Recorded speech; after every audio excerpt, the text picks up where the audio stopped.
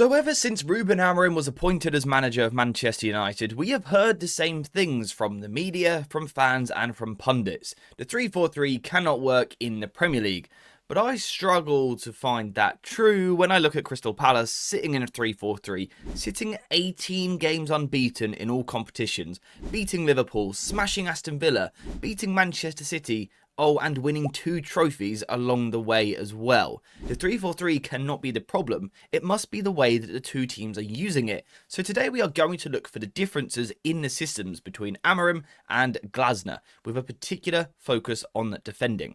Partly because Crystal Palace are yet to go behind in a match this season, but also because Manchester United have spent the second most time chasing games. So yes, the conversation today is very much going to be a defensive one. We are going to be talking about the high press, the mid block, the low block, and also transitioning moments as well.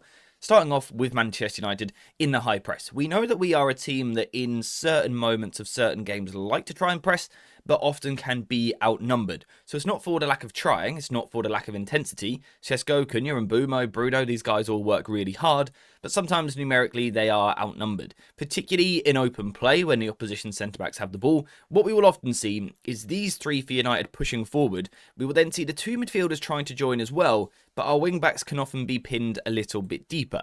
And the problem of course here is that we only have 5 players and the opposition seem to have hundreds, and basically the opposition are able to move the ball around our pressing players, so often we are caught out in these pressing moments. So we are attempting to press, but it's quite rare that we go man-to-man in open play, and that's leading to big gaps that the opposition are then able to play through. Now, Crystal Palace do things a little bit differently. They actually have the second lowest starting distance in the Premier League this season, which basically means they have the second deepest starting defensive line in pressing moments. They are also in the second for the highest passes per defensive action, which means the opposition are able to string a lot of passes together before Crystal Palace gets near them. What that tells me is that Crystal Palace, and the difference to United, is Crystal Palace don't sort of half press, they don't press. Very often they are an incredibly passive side. So let's say the opposition centre-back's got the ball here. Palace don't try and get the pressure on the ball and just fall a little bit short. A lot of the time they will sit off completely. The wing-backs will drop deeper into these positions here. The 2 inside forwards will come a little bit deeper alongside the striker, and Crystal Palace go into this sort of formation here. So this is very different to what United are trying to do, because United take this 5 here and move them several yards higher up the pitch, which causes a disconnect. With Crystal Palace, they're not too fussed about getting pressure on the ball. Instead, they want to be compact in these central positions, and that's why they don't get caught out in these fast moments. Now, that's not to say Crystal Palace don't ever press.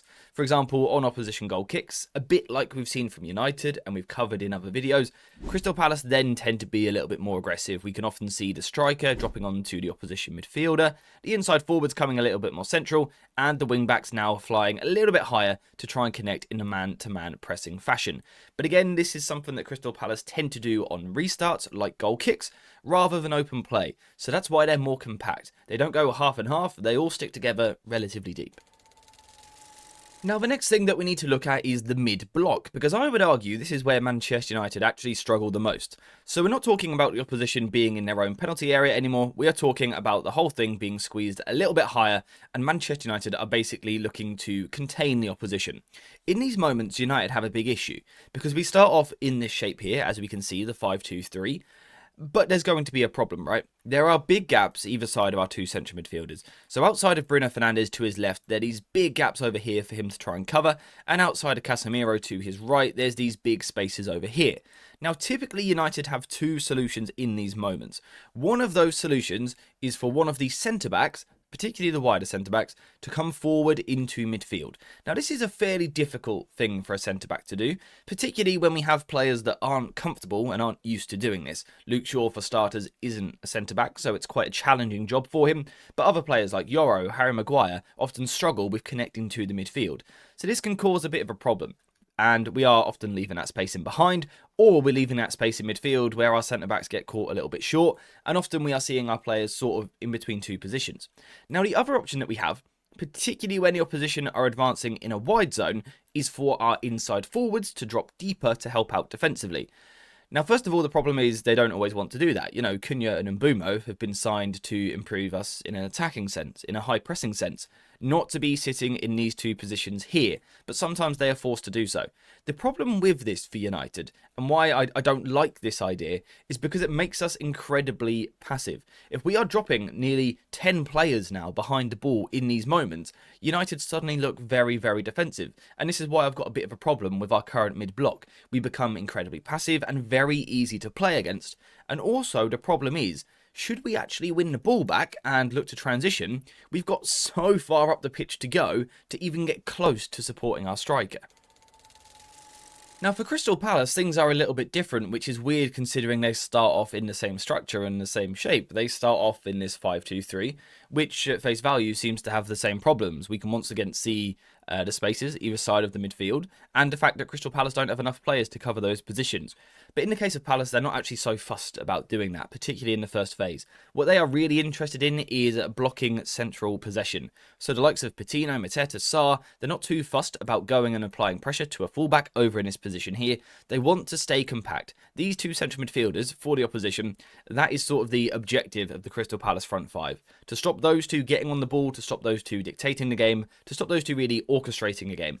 So that's what the Crystal Palace front five are trying to do initially, and more often than not, they're going to do a good job, right? Because it's very difficult to play through 5 players with only 2. It's quite difficult for the opposition to do that. However, Crystal Palace do still clearly have a problem. Let's say the ball is over here, and let's say on this occasion Sarr has dropped just a little bit deeper to help out his wing back.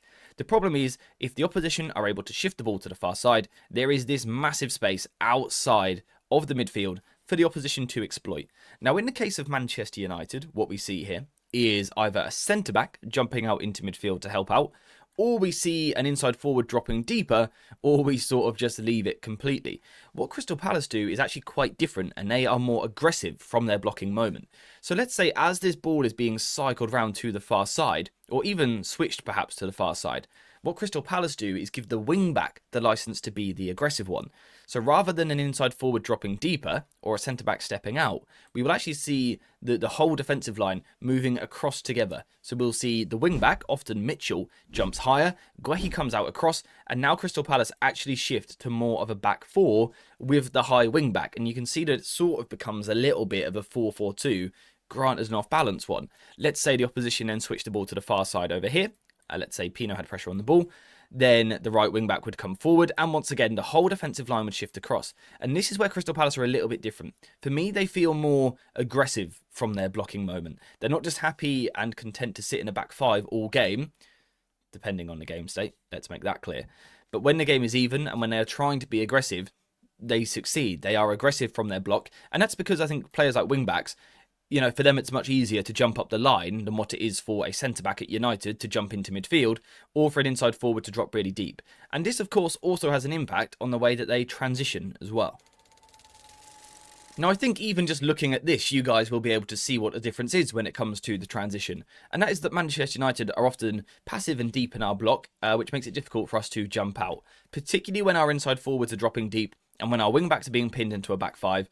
As we said earlier, if we do win the ball back, we find it difficult to jump out, to quickly attack fast. If we do attack fast, great, you know, we've got some really good players for that, and Mbumo, Cunha, Bruno Fernandes, Šeško, all great players for these situations, but they're too far away from each other, particularly Šeško. He often ends up quite isolated, and like I said, the wing-backs can't get there, so United lack immediate width. So Cunha might pick the ball up and drive and carry, and the team moves forward, but we're still lacking that true threat in the wider positions. For Crystal Palace, it's a little bit different, and that is because of the way that they play. So let's just move this all a little bit deeper, just to make it a fair comparison between the two sides. So let's say Crystal Palace are behind the ball in this position here. There's a big difference to the way that Crystal Palace play. So let's look at that trigger, the switch to the far side. The ball is switched over here. Because Mitchell is jumping up into this position to apply pressure to the ball, and Guehi goes across and the centre-backs come across, like so. Crystal Palace, if they do win the ball here, have players much closer together to actually transition. For Mitchell, he's not pinned into a back 5, leaving him with all of this ground to cover in transition. He's actually jumping up to this position here when he's winning the ball back. So that's now much less distance. He's much closer to his forwards. We've also got the fact that the inside forwards are closer to their striker. At United, these players could be back here helping defending. At Crystal Palace, they play just that little bit higher, a little bit more centrally as well, closer to their striker. And this is why Crystal Palace are so good in these transitioning moments. Now, we just quickly want to take a look at some of the numbers that back up this idea of Crystal Palace being quite a direct, quite a fast team. So let's just look at these here. First of all, Crystal Palace have the highest direct speed in the Premier League of every single team. They've only completed 41 10+ pass sequences so far this season, which is incredibly low compared to a lot of the other teams in the division. If we go back to the tactics board and look at the attacking threat of Crystal Palace, I think the wing-backs compared to United are night and day. The second Crystal Palace win the ball back, those wing-backs absolutely fly. Whereas at Manchester United, it feels like we take a while to get into those positions. And perhaps a reflection of that is the numbers of the wing-backs over the past 2 seasons. I'll put them on the screen now. Crystal Palace are clearly doing much better in an attacking sense from these wide zones. Now, of course, both the Manchester United and the Crystal Palace shapes and structures and ideas and philosophies are much more in-depth than that. There will be situations where Palace do defend deeper in a 5-4-1 block, or moments where Manchester United do defend a little bit higher. But sort of as a sweeping assessment of the two teams, looking at the differences in the way that they press and the way that they defend, Crystal Palace to me just feel like they're a little bit more cohesive. Now, I think we also have to remember the clubs that we're talking about. No disrespect to Crystal Palace, they've done incredibly well, but I think a different type of football is accepted at Palace compared to Manchester United. I think at Old Trafford there is more expectation for you to be a dominant side. Could we play the football that Palace play and get away with it? I don't know, perhaps fans wouldn't be happy. But it's working for Crystal Palace. They're doing a very good job. They are 18 games unbeaten, which is the best record of any team in Europe's top 5 leagues, which is immensely impressive. And they are using the 3-4-3 in a way that Manchester United simply aren't, which points to one thing. The system isn't the biggest problem. It's the ideas, it's the instructions, it's the philosophy within the structure that is the problem. Crystal Palace from their block are much happier to be more aggressive to try and win the ball back. Crystal Palace look to attack quicker in those moments when they win the ball, and also they have the facilities to do that because their players are situated a little bit higher up the pitch. It's these little differences between the two systems that over the course of the season really adds up to be a lot, and that's why Palace are doing so well and why United are doing so poorly. We're quite easy to play through defensively and give our players very difficult jobs, whereas Crystal Palace all defend together cohesively, and the jobs make sense for the individuals. They are all playing roles that really suit them, and that's why it's working for Palace and not Manchester United, or certainly for now. Hopefully that's going to change sometime soon. Hopefully United will get themselves back on the front foot, but we did need to have this conversation because everyone has been asking for it. Like I said, we could do a 4-hour video on this. It goes much more in depth than that, but that's sort of a sweeping assessment of the defensive approach and how they differ. But for today, that is now that, because I've got to disappear. So thank you guys very much for watching. I hope you have enjoyed this video, and as always, I'll see you in the next one.